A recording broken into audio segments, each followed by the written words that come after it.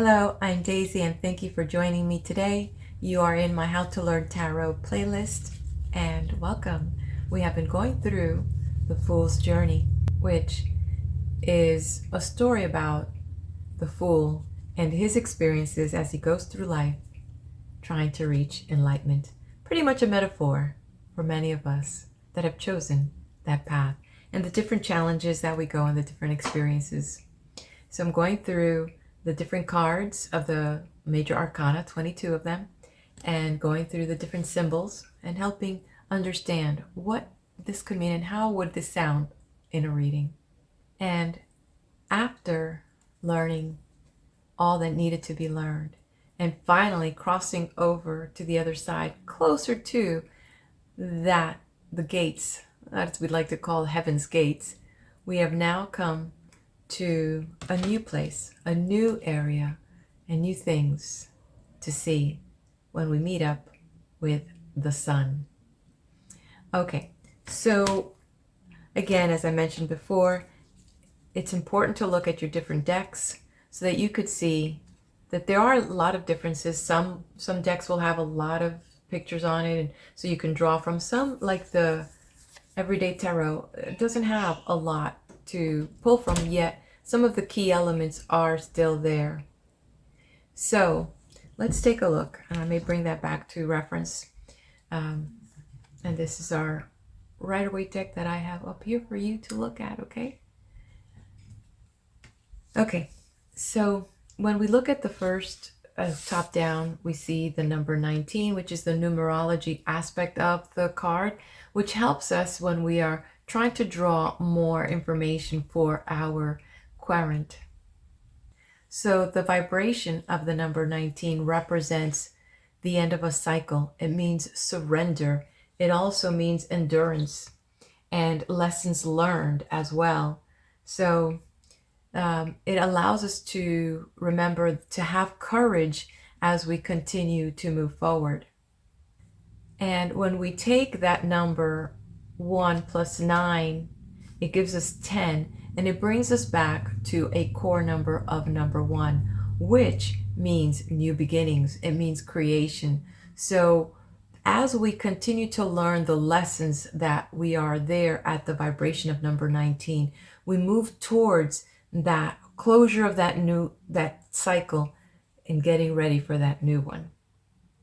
The other thing that we do have here is that the sun card represents, of course, the luminary itself, the sun, and all the vibrations and little data that we can pull from the associations that this card has with zodiac, with the planets, which is its own self, the sun, the element of fire, Archangel Michael, and the cardinal direction south. Now let's jump into some of the symbols that we see here. And the first thing that hits us is the magnificent sun.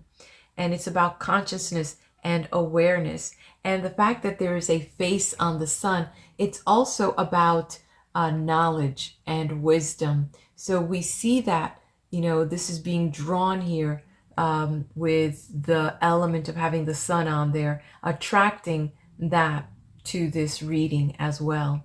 There's also what we have here, the sun rays bursting out of the sun, and that is more about illuminating others and sharing your light with others as well. Share your light, share your light. Let the sun shine. Okay, and the other thing we see here are 4 different sunflowers, even though there's one peeking in here. But I also noticed that in the Rider-Waite deck, you do have 4, 1, 2, 3, 4. And in the Everyday Tarot, there are these sunflowers here on the horse itself.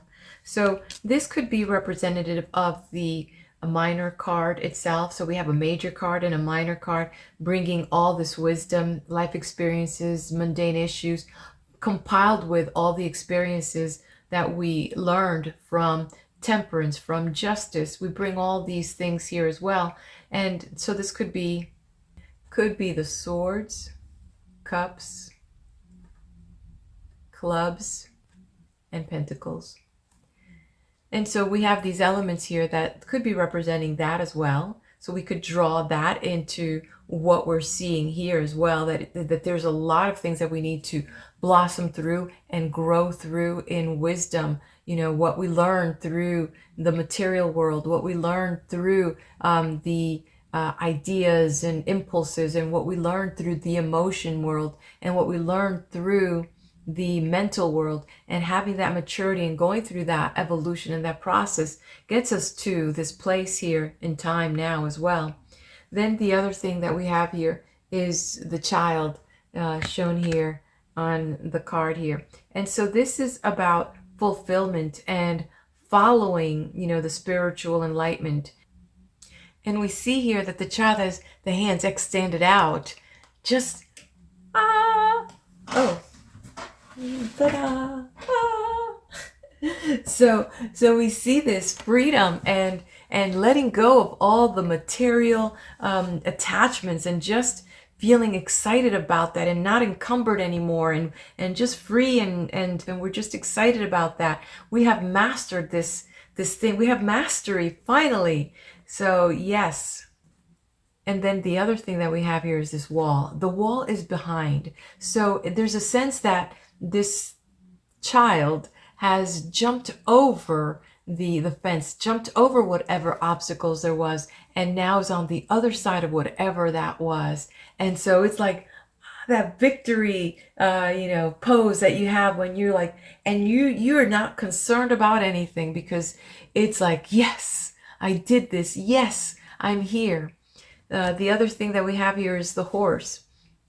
And so one thing that I'd like to share with you, it's like we had a white horse also. We had the white horse show up at the death card when we had let go of things, and we had still to cross over to the other side. And so here we see that same type of meaning here, where here this is about that purity and that innocence. At the death, it was about getting rid of all those things. It was letting you know you need to get rid of old ways. You need to get rid of old baggage if you want to cross over that wall, if you want to move forward. And so here we are, no longer encumbered. Even the horse, it has removed the restraints that it had on it, and the grip that death had on this vessel here, that this part that is helping us move forward, this impulse that we needed, and there is no longer anything that's impeding us, and we're coming pure of our whole being and essence as well. So the one last item that I'd like to bring up, there's actually two. You could see it in here, the beautiful, this passion, this red banner, and this is all about that inner strength, that we still have that inner strength, and it is here with us, and no one can take that from you anymore, because now you are aware of it. It is strong in you, and I love that.